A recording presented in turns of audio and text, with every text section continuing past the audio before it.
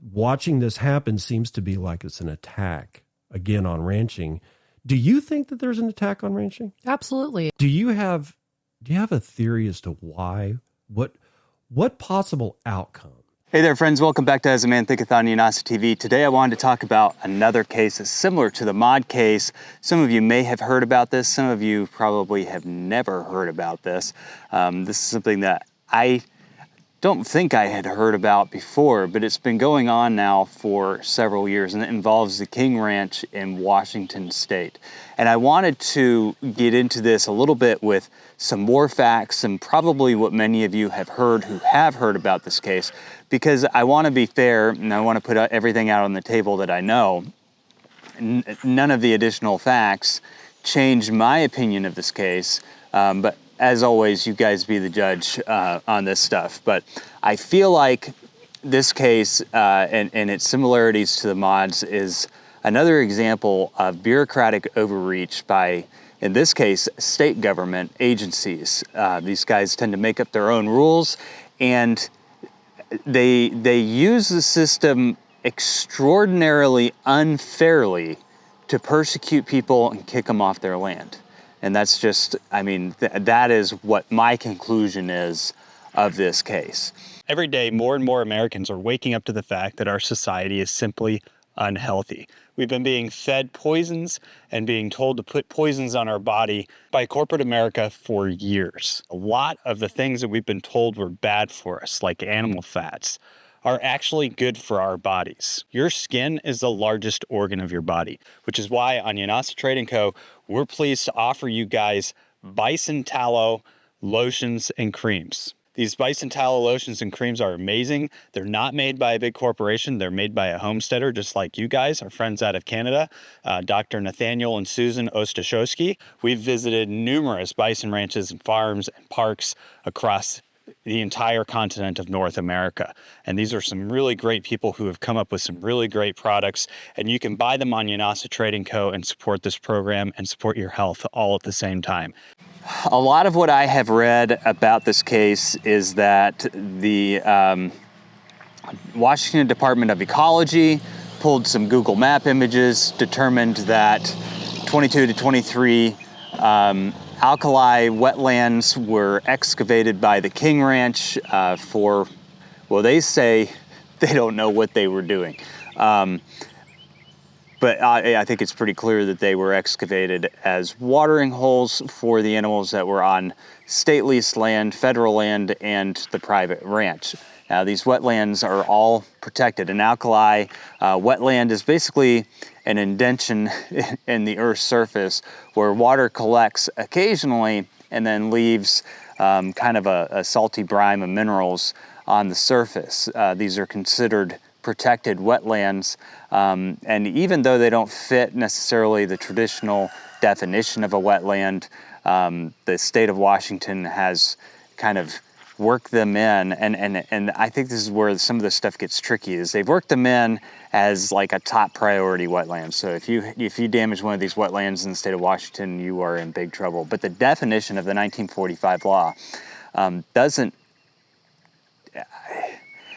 it really, I don't see how the alkali wetlands fit into that definition. It gives them the right to protect wetlands, it gives them the right to protect waterways, but the way that the law is structured, I personally, I'm not an attorney, but I don't think that it includes these types of wetlands. I feel like it's something that would have to be added after the fact. I also think that these timelines are important even from the 1945 law, because as I get into this, the question is going to remain whether or not these are actual wetlands or whether or not they were wetlands that had been converted to livestock watering holes well before the laws even existed, which in either case, it is what it is, right? That's basically what this comes down to.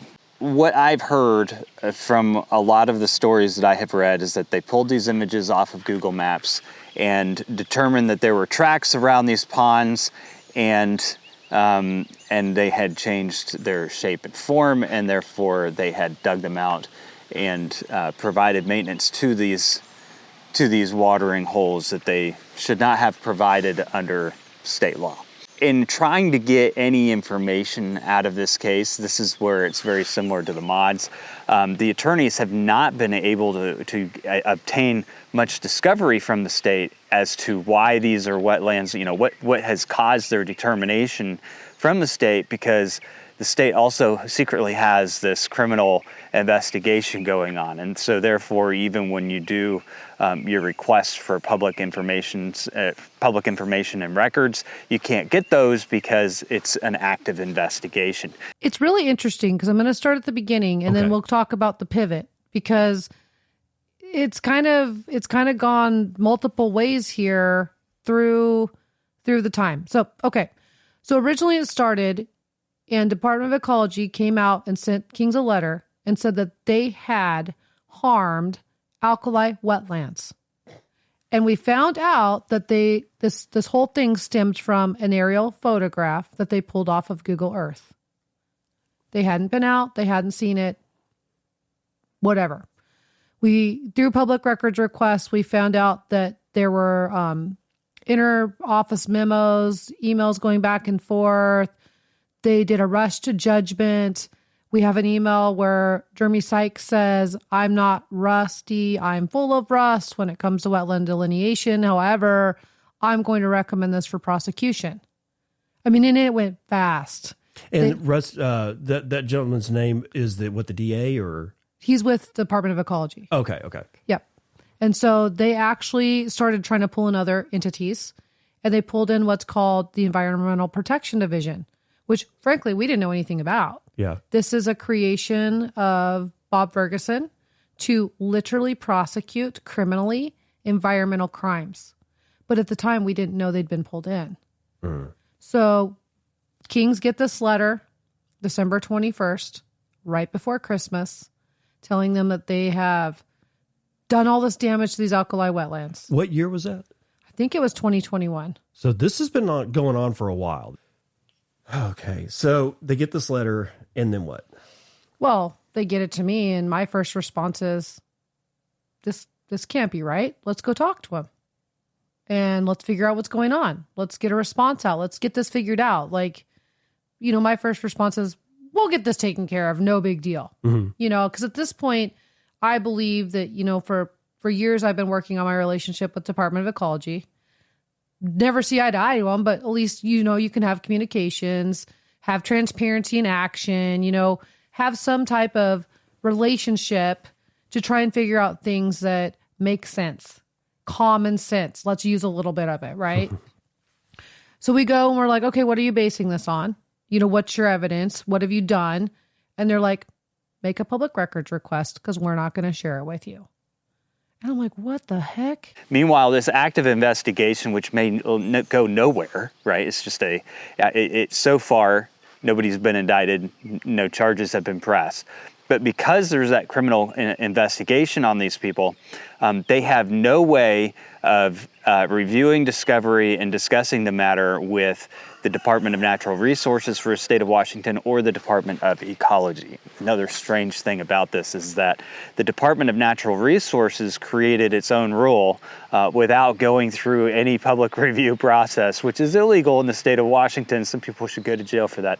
But they basically created this rule, this new rule that says that they have to review lease applicants with the Department of Ecology. Because that's really weird. I've never seen a Department of Ecology in any other state. I'm sure they exist, but this is the first I'd ever heard about a state-run Department of Ecology.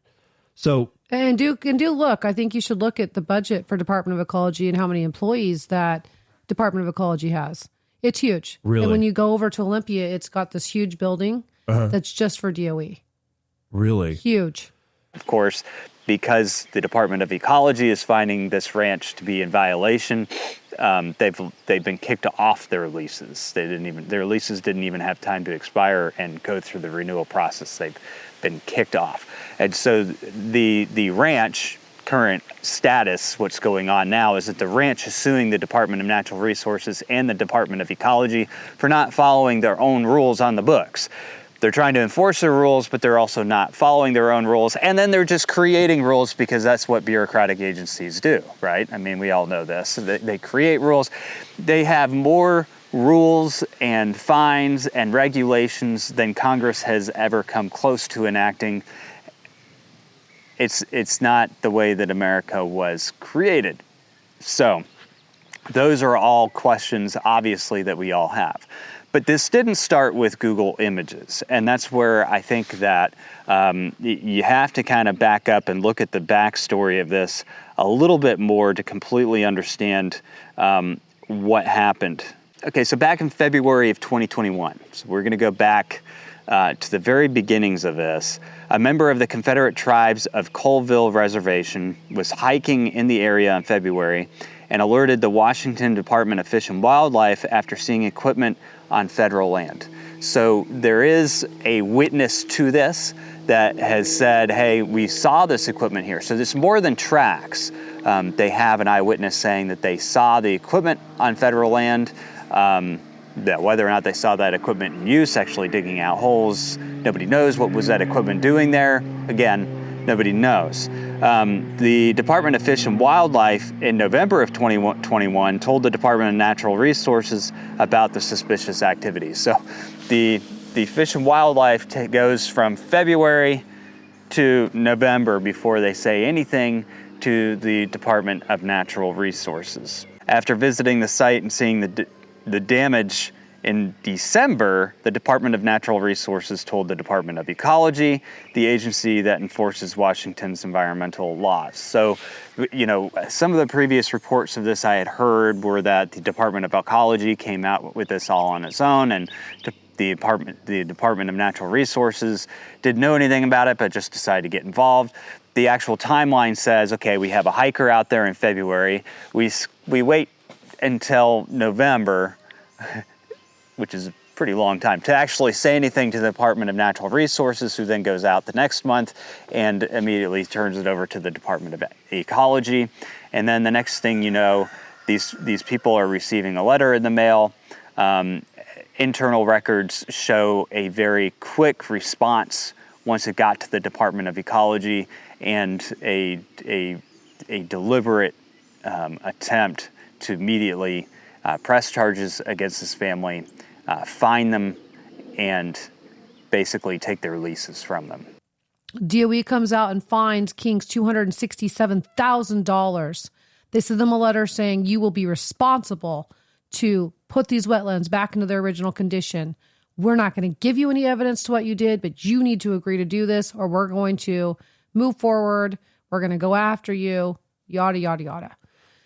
Kings are again like, what do we do? What do we do? But at that point, we realize we can't just cave in because we don't even know what they're basing anything on. And so we sit down and we decide the first step we need to do is hire experts. Get people out there. Is this even an alkali wetland? What are they talking about? So we do. We hire experts. We get people out there. And we don't just hire, Joe Blow down the street. We go and we figure out who are the best experts in this area, and we get them. Now, the experts for the family's attorney and the family, and as the story goes, pretty much these have areas they're talking about, these 22, 23 stock ponds have been maintained as stock ponds since before the family ever arrived on the property 68 years ago. This just seems weird, and it gets worse because the wetlands that they just quote unquote destroyed, which is BS, is in fact watering holes, right? Man-made stock ponds, yeah. So over the course of the, let's say 70 years or however long that they've been on this land. So they've been on the ground about 60 years, but there were ranchers before them. Mm-hmm. So those stock ponds have been there for a long time. Okay. They're the only source of water. Right. These were, everything that we're talking about was man-made. This isn't a natural environment that we're talking about that the Kings supposedly disrupted. Correct. And these stock ponds are vital to the operations of the cattle ranching business because you need to water your animals, otherwise they're not going to survive. And wildlife. And the destruction, I don't mean to say destruction, but the alleged disturbance, I'm just going to call it, was the fact that they dredged the silt. Allegedly. Remember, there's been no proof offered that anything even happened. Allegedly. Okay, so that, and they've had this relationship with the Department of Natural Resources, who oversees their leases, for 68 years. And the Department of Natural Resources has never had a problem with the way they operate. They had a great relationship with DNR. They'd never been in trouble, never had issues, had these DNR leases for, again, generations. Uh-huh. They're considered to be excellent stewards. They do everything possible to care for this ground, wildlife populations. They're just amazing ranchers. This came out of left field. This was a shock. Huh. So we proceed forward. They say, no, we're not going to share any information with you. And so we're like, okay. So we start making public records requests. We try and figure out what's going on. We try and figure out the basis. We try to figure out how this got so out of control so quickly. And we begin to receive documents that they've sent in our office. We begin to see this pattern. We begin to see the narrative. It's scary. Very scary. So immediately right there, if somebody is doing something that they've done for 68 years, even if you now have a problem with it, that's a civil case. It doesn't mean that it should be recommended for criminal investigation. The only reason, and if there was a crime here at this point in time, it's been several years, you would think that they would have charged them with it. The only reason why they actually submitted it for criminal investigation is to withhold information, to withhold records from the attorneys representing the King family. Meanwhile, these agencies are able to go through, cancel their leases. The damage is already done. They've had to pull their cows off the land. They lost all the infrastructure that they put into the land because of this case. The damage is done. And keep in mind, during this time, DOE is not backing down. Again, they fined them $267,000. DNR has come out and said, you're in default on your lease. We've unilaterally declared this default. You're kicked off.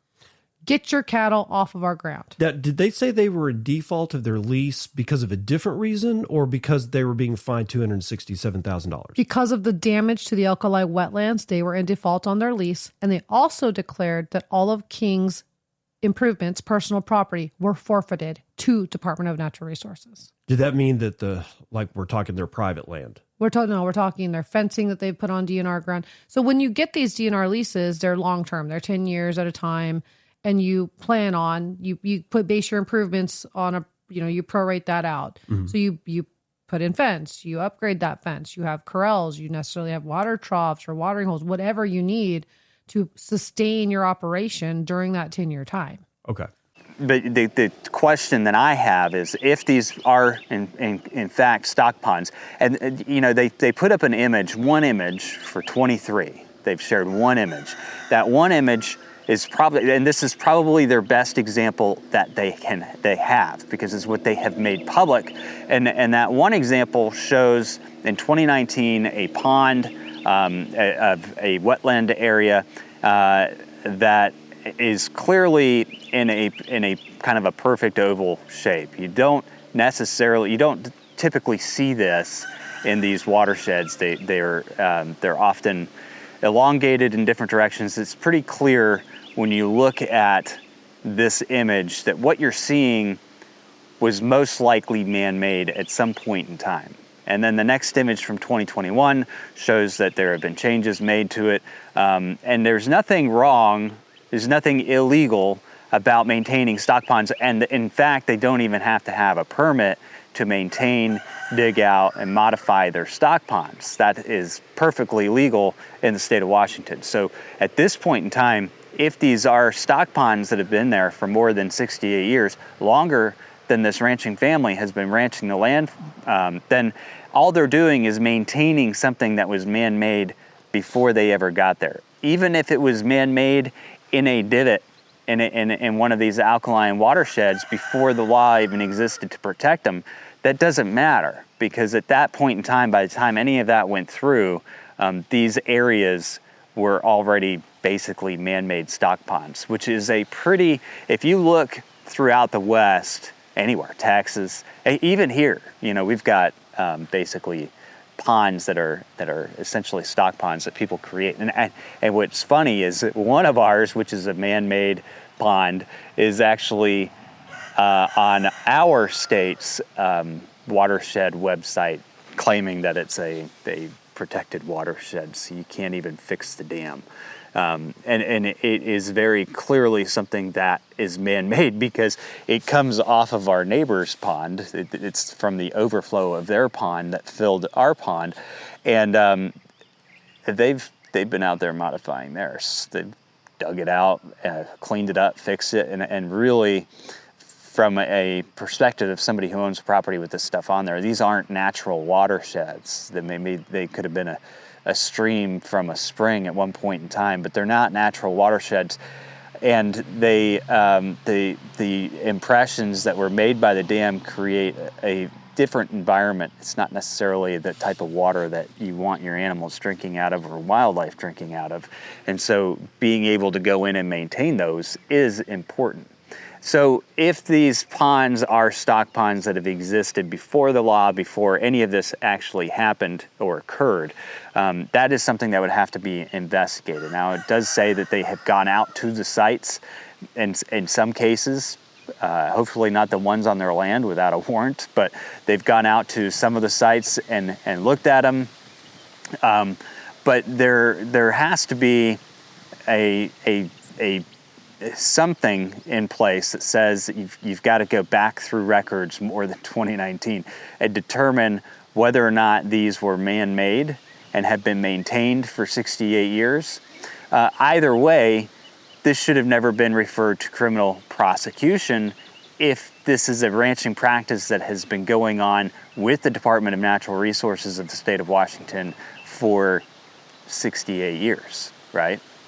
In my perspective, there are some people in the Department of Natural Resources who should then therefore be investigated for criminal activity as well. I mean, you can't just blame this all on the ranchers. They're actually working, and this is where, it gets tricky, is a lot of ranchers who are working on state-owned and federal-owned land, they're working alongside these agents for decades. And then to have them come out and say, oh, you know what, we're kicking you off, we're not renewing your leases because the same management practices that you've had for decades are now a problem for us.